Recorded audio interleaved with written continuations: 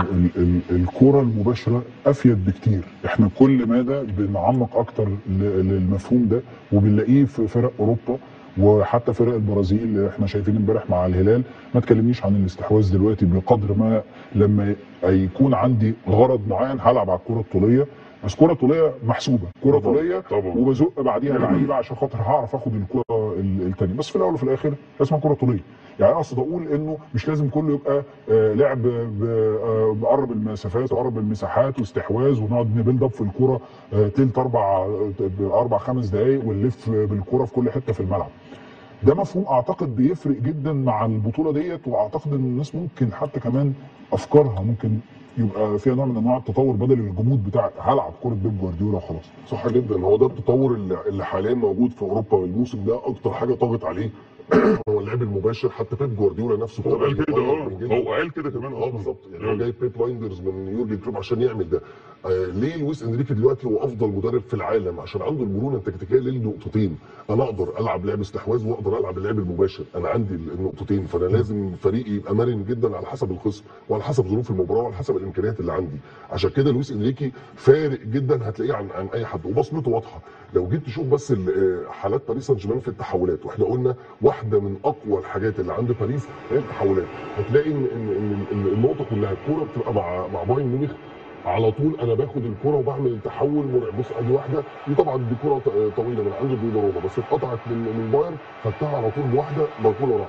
عد بعديها بقى، بعد كده الكوره دايما هتبقى مع بايرن، انا بقطع الكوره وبروح ببسطين ثلاثه. بص الكوره هنا مع بايرن ميونخ، بص التحول، عبقريه في التحول، لمسه اللعيبه ازاي حافظه بعض في التحركات. بص جواو نوفيز وهو بيقع عليه ثلاث لعيبه بيطلع نونو باربع لعيبه، مش هم اثنين لعيبه على اربعه بالظبط. هنا دي واحده كانت فاول على ديزريدوي.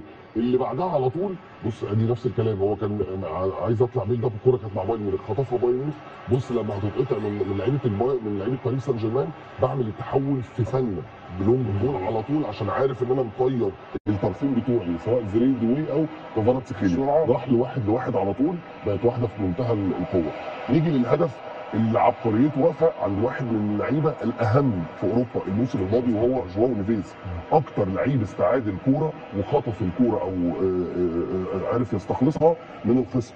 جواو نيفيز هو اللي عامل الهدف اللي احرزه زريدوي في المباراه لما قطعها من هاري. بص هنا هو جواو نيفيز اللعيب الصغير ده، هو اللي بيقطع الكوره، خطف الكوره على طول، اداها لحكيمي اللي اداها بعد كده على تاني نيفيز. بص نيفيز كمل، ده حكيمي، بس جواو نيفيز هو اللي مكمل في الكوره، اتقلب بقى كانه باك يمين او ظهير ايمن عشان زريدوي من على المنطقه يسجل الهدف بالشكل اللي انت شفته. دي نمط كبير تقدر تشوفه من عند باريس. ميزه باريس سان جيرمان الموسم ده ان انت لو جيت تتفرج على اهدافه بشكل عام على مدار كل البطولات، هتلاقي ان اهدافه متكرره بشكل كبير بنفس الافكار بنفس البصمات. ده بصمه مدير فني كبير جدا اسمه لويس انريكي. اخيرا اشرف حكيمي بيقدم موسم للتاريخ، موسم هيبقى مرجع لاي ظهير ايمن.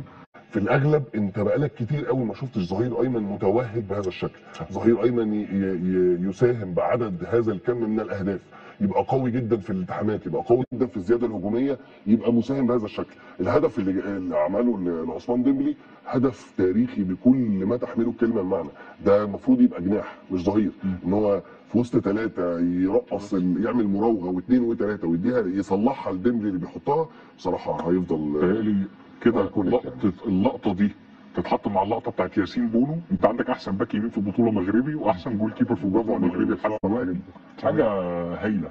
بص على الفرعين بتوع البطوله بتوع كاس العالم للانديه، في فرع سالك وفرع عطلان. يعني في فرع كل الاشاوس الفرق العملاقه بتقابل فيها بعض وطحن يعني مفيش رحمه. انت بتتكلم باريس قبل الماتش ده، وباريس دلوقتي بيلاعب البايرن، والمفروض ان هو هيلاعب الكسبان من ريال مدريد ودورتموند. غالبا الكوره حساباتها اللي يعني ممكن تبقى متغيره، بس الورقه والقلم بتقول ريال مدريد، فهتتفرج على ريال مدريد وباريس كمان قبل النهائي. الناحيه الثانيه سكه تشيلسي مفروشه بالورود، يعني ورد في كل مكان وفي كل حته. الناس لعبوا بالميراس كسبوا، ولعبوا ما اعرفش قبلها بوتافوجو كسبوا، بنفيكا كسبوا، وبعدين دلوقتي عندهم هيلعبوا فلومينينزي، فريق يعني هيكسبوا فريق تعرف تكسبه، ما هوش فريق صعب يعني، جاي لك برده تعبان ومرهق.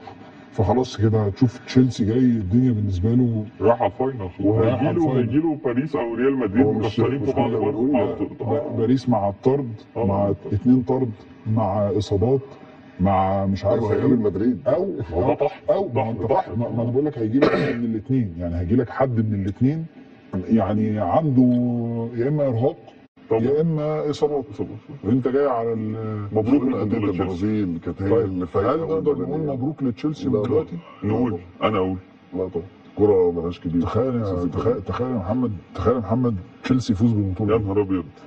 تخيل فرقه داخله كده ما حدش بيقول لها اي حاجه، كسبانه كونفرنس ليج يعني ها؟ جايه من حته بعيده قوي. ايوه وموسم داخل وحش. داخل بقول لك في موسم لا ده يعتبر كويس. لا كسب الموسم اللي كان كويس. اخدت حاجه؟ خدت المؤتمر دوري المؤتمرات، البطوله الاوروبيه الوحيده اللي انت بتشارك فيها، وطلعت الشامبيونز ليج الرابع بتاع البريمير ليج. فين الحاجات الكبيره؟ الحاجات الكبيره دي لا، ما هو دي كانت زمان يعني. احنا راجعين بقى بنحاول نرجع. على كل نبارك لتشيلسي من دلوقتي. تعالوا نشوف لويس انريكي المدير الفني لبطل اوروبا باريس سان جيرمان الفائز في هذه الليله. نتابع مع حضراتكم. البايرن خارج من المباراه دي خسائره كتيره، خسائره على صعيد الاصابات وخسائره ايضا من خروجه من هذه البطوله. على الجانب الاخر مكاسب كتير بالنسبه لباريس سان جيرمان، مش بس 36 مليون دولار، زود عليهم بقى كمان بتوع الدور ده، فشوف هيوصلوا لكام مكاسب ماديه كبيره جدا جدا.